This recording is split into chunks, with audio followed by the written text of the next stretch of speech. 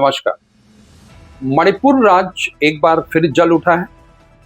1 साल पहले जो वहाँ हिंसा शुरू हुई थी, उसके बाद ऐसा लगा था जैसे वहाँ पर शांति आ गई और स्थितियां सामान्य हो रही। लेकिन हाल ही में जिस तरीके की वहाँ पर हिंसात्मक घटनाएं घटी हैं, उससे एक बार फिर जो है वहाँ पर जबरदस्त तरीके से हिंसा फैल गई। और इस बार जो हिंसा हुई है, इस बार जो विभिन्न समुदायों के बीच में वहाँ संघर्ष हो रहा है, वो पिछली बार की हिंसा से एकदम अलग है। जो उग्रवादी संगठन है वहाँ पर अत्याधुनिक और हाईटेक हथियारों का इस्तेमाल कर रहे हैं। वो fully automatic gun, grenade, rocket से हमले कर रहे हैं और उन्होंने इसके अलावा जो है छिपने के लिए हमला करते हैं और छिपने के लिए बाकायदे बंकर बना लिए। कहने का मतलब यह है कि वो ऐसे हथियारों का इस्तेमाल कर रहे हैं और इस तरीके के बंकरों का इस्तेमाल कर रहे हैं जो आमतौर पर जब युद्ध छिड़ता है उस दौरान सैनिक अपने लिए बनाते हैं।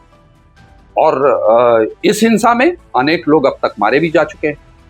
सवाल ये है कि ये जो उग्रवादी संगठनों के पास जो ये ग्रेनेड हैं, रॉकेट हैं और ड्रोन से भी हमला हो रहा है, तो ये ड्रोन है, आखिरकार उनके पास ये आए कहां से? क्या इस हिंसा को फैलाने में किसी विदेशी ताकत का हाथ है? जी हाँ, मैं इस मुद्दे पर आपसे बात करूंगा, लेकिन उसके पहले ये भी समझ लेना जरूरी है कि जो मणिपुर में हिंसा फैली हुई है उसका मूल कारण क्या है, क्यों वहां पर इस तरीके की हिंसा फैली हुई है।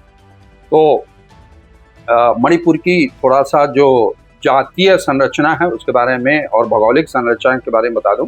वहां पर एक बीच में घाटी है और घाटी के अगल बगल पहाड़ी इलाका है।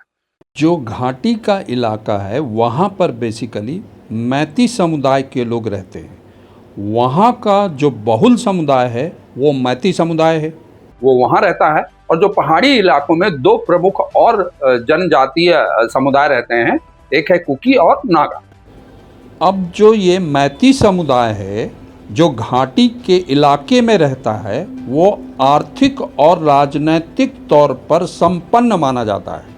1949 के पहले ये जो मैती समुदाय है उसको ट्राइबल समुदाय का दर्जा मिला हुआ था।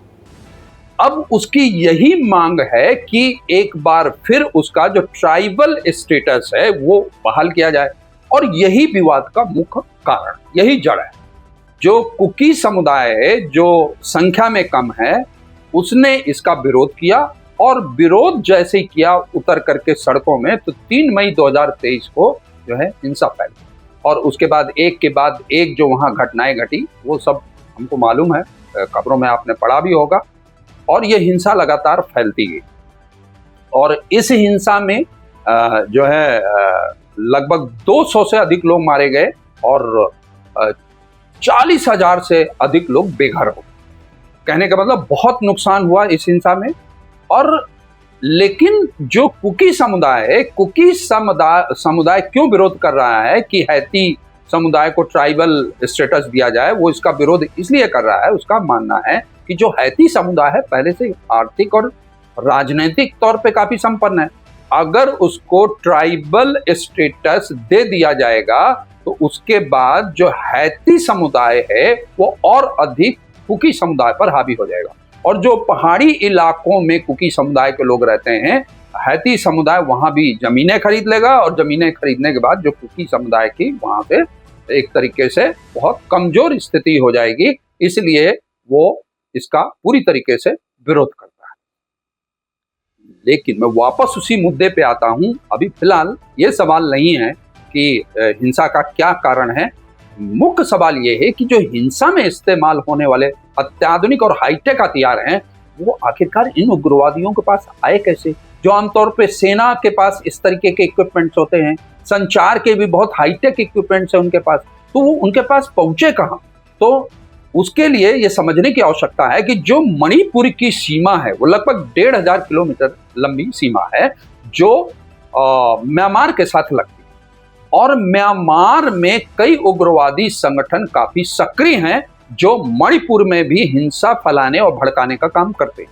वो उग्रवादी संगठनों का ऐसा भी माना जाता है कि जो मणिपुर है, मणिपुर को वो भारत से अलग करना चाहते हैं, ऐसा भी कई बार समझ में आया। हमारी जो इंटेलिजेंस एजेंसीज हैं उन्होंने भी, उनके लिए भी ये बहुत बड़ा जो है कहना चाहिए कि सवाल है, वो जांच कर रहे हैं इस बात का कि जो उग्रवादी हथियारों का इस्तेमाल कर रहे हैं वो उन्हें किसने पहुंचाया। तो एक तो ये है कि वो जो मणिपुर के आतंकी संगठन हैं वो आतंकी संगठनों के माध्यम से शायद ये हथियार यहाँ पर आते हैं, और साथ ही जो ये भी माना जाता है कि बांग्लादेश के भी जो उग्रवादी संगठन है वो भी यहाँ पर सक्रिय। दरअसल है क्या कि जो म्यांमार है, म्यांमार इस समय घरेलू हिंसा का शिकार है, और इस डिस्टरबेंस के चलते जो वहाँ की सरकार और सेना है उसका पूरी तरीके से उग्रवादी संगठनों पर जो है नियंत्रण नहीं है। एक ऐसा क्षेत्र है जो मणिपुर से लगा हुआ है, तो उग्रवादी संगठन मणिपुर में घुसते हैं और वहाँ के लोगों को भड़काते हैं, वहाँ हिंसा की गतिविधियाँ करते हैं और वापस म्यांमार में जाकर के छिप जाते हैं। 2015 में उन्होंने इसी तरीके की एक हिंसात्मक घटना को अंजाम दिया था भारत में। 18 जो भारतीय जवान थे वो शहीद हो गए थे। हालांकि भारतीय कमांडो ने इस पर जवाबी कार्रवाई की थी। उन्होंने म्यांमार के अंदर घुसकर सर्जिकल स्ट्राइक की थी और महज 40 मिनट में वहां के 38 जो आतंकवादी थे उनको ढेर कर दिया था। अब जो यहाँ पर हथियार आ रहे हैं, अत्याधुनिक और हाईटेक हथियार है, वो आखिरकार कहां से आ रहे हैं, तो इस बारे में अक्टूबर 2023 में नेशनल इन्वेस्टिगेटिव जो एजेंसी है NIA, उसने एक अपनी रिपोर्ट दी थी जिसमें उसने बताया था कि जो म्यांमार के आतंकवादी संगठन हैं वो मणिपुर में गोला बारूद और हथियार सप्लाई करने का काम करते हैं, और कई हथियार और गोला बारूद जो है जब्त भी किए गए, पकड़े भी गए थे, अभी भी पकड़े जा रहे हैं वहां पर। तो ये इससे पता चलता है कि जो हथियार हैं और गोला बारूद है वहां से आ रहे हैं।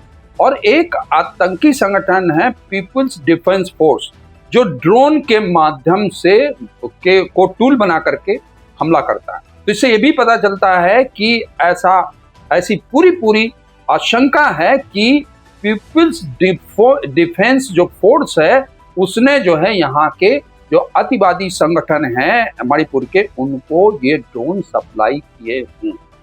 तो कुल मिलाकर के जो इस समय मणिपुर की स्थिति है उसमें जिस तरीके से विदेशी आतंकी संगठन सक्रिय हैं और लगातार हिंसा को अंजाम दे रहे हैं, वहां के लोगों को भड़का रहे हैं, उसको लेकर के वहां की प्रदेश सरकार और केंद्र सरकार को बहुत ही सतर्क होने की जरूरत है। और ऐसे अतिवादी संगठनों और आतंकी संगठनों को किस तरीके से रोका जाए, एक रणनीति के तहत रोकना बहुत जरूरी है, ताकि जो है कम से कम लोगों की जाने जाएं, कम से कम जो है वहां पर जो है लोगों को संकट का सामना करना पड़े। आज के लिए बस इतना है, फिर मिलते हैं एक नए मुद्दे के साथ।